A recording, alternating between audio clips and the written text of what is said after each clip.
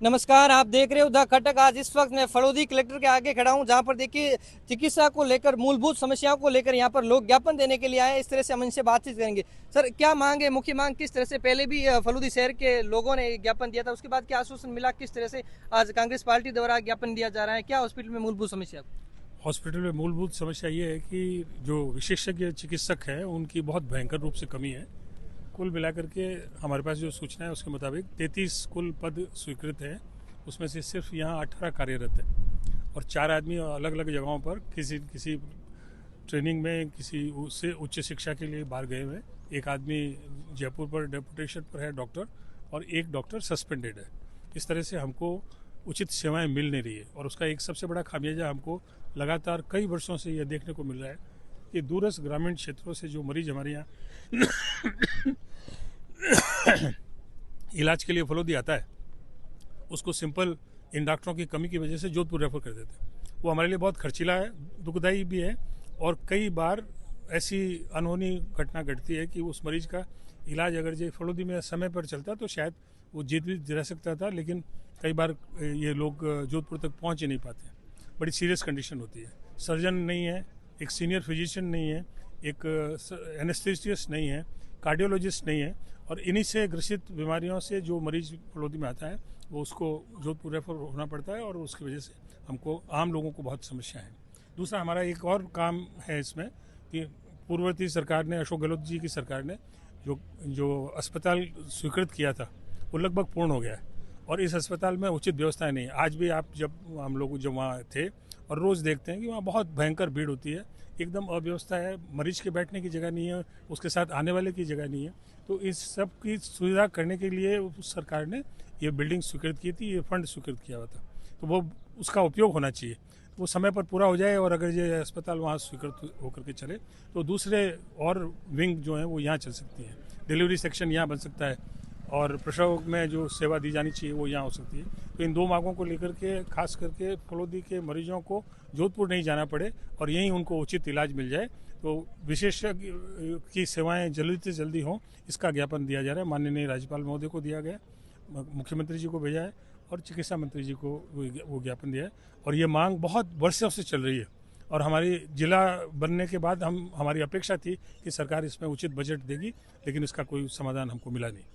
तो पहले भी आपकी कोई बातचीत हुई थी प्रशासन और या चिकित्सा अधिकारी से? किसी ये क्रम से ये 11वां ज्ञापन है कांग्रेस पार्टी का। उसके बाद, उसके पहले और उसके बीच में भी बहुत से लोगों ने यहाँ पर इंडिपेंडेंट रूप से भी आंदोलन किए। कुछ लोगों ने यहाँ कलेक्टर साहब को भी ज्ञापन दिया, लेकिन जमीनी स्तर पर अभी कोई खास सुविधा हमको न तो मिली, दिखी, नहीं हमको नजर आई। इलमदीन जी, क्या बताएंगे आप? जिस तरह से पहले पूरे फलोदी शहर के लोग तमाम सारे पहले भी ज्ञापन दिया, जैसे प्रकाश जी ने बताया 11 से पहले ज्ञापन दे चुके, अब तक सुनाई नहीं हो रही। कहीं ना कहीं किस तरह से सरकार या प्रशासन मंशा कर रही?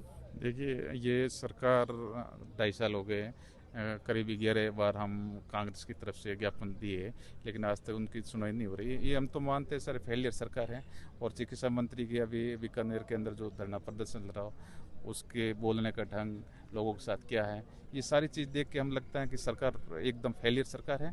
और पूरे इलाके के अंदर फलोदी लंबा क्षेत्र है, जहाँ मरीज वहाँ से 150-200 किलोमीटर चल के यहाँ फलोदी जब पहुँचते हैं और आते ही उसको एक रेफर की पर्ची पकड़ा लेते हैं, तो एक तो 2-3 घंटे वो रास्ते में यहाँ फलोदी पहुँचते हैं, इसके बाद जोधपुर पहुँचते 2-2.5 घंटे लगते हैं। ये बहुत बड़ी विडंबना है कि हमारे पिछली सरकार में ये जिला अस्पताल बनाया था, आज जिला अस्पताल लगभग पूर्ण हो चुका है। तो हमारी विशेष मांग है कि अगर वो राजकीय अस्पताल वो जिले में कन्वर्ट करके और लोगों को सुविधा प्रदान करें। विजय जी, आप हॉस्पिटल के अंदर जा निरीक्षण करके आए थे, क्या मूलभूत समस्या लगी? आप वहाँ पर वास्तव में देख के आए थे, और किस तरह से क्या हालात? सबसे पहले तो मैं आपके चैनल के मैं सभी को नमस्कार करता हूँ। मैं कम में 1 साल के मैं हॉस्पिटल गए, प्रकाश जी गया, इलमदीन जी, मैं सब हमेशा जा रहा हूँ, महीने में 2-4 बार। जिना सुविधा थी एक नाम मात्र की है, सिर्फ सरकारी हॉस्पिटल है, गांव लोग आवे लाई और इत मायूस रूप जाए। जिन आज मारो 5-6 बिंदु मेन मांगे माथे कलेक्टर साहब ने ज्ञापन हो, इनमें मेन बिंदु तो हो गए हॉस्पिटल हमने बिल्डिंग कंप्लीट हुई, 6 महीना हो गया, नहीं मतलब 6 महीने को टाइम पीरियड हो कंप्लीट होने को, जो आज तक कंप्लीट नहीं हुई। जगह में आम आवाम बहुत ज्यादा परेशान, हॉस्पिटल उबर रहने की जगह को नहीं, डॉक्टर भेड़ा रहे नहीं तो पग रखने की जगह नहीं है। एंड बाकी एक अठे जिला पशु चिकित्सालय बहुत बड़ो, क्यों अटे आम बहुत ज्यादा पशुओं की संख्या है, एंड जीव है जगह दुर्लभ जीव मतलब इस क्षेत्र में पाया जाए, वह धीरे धीरे लुप्त हुए।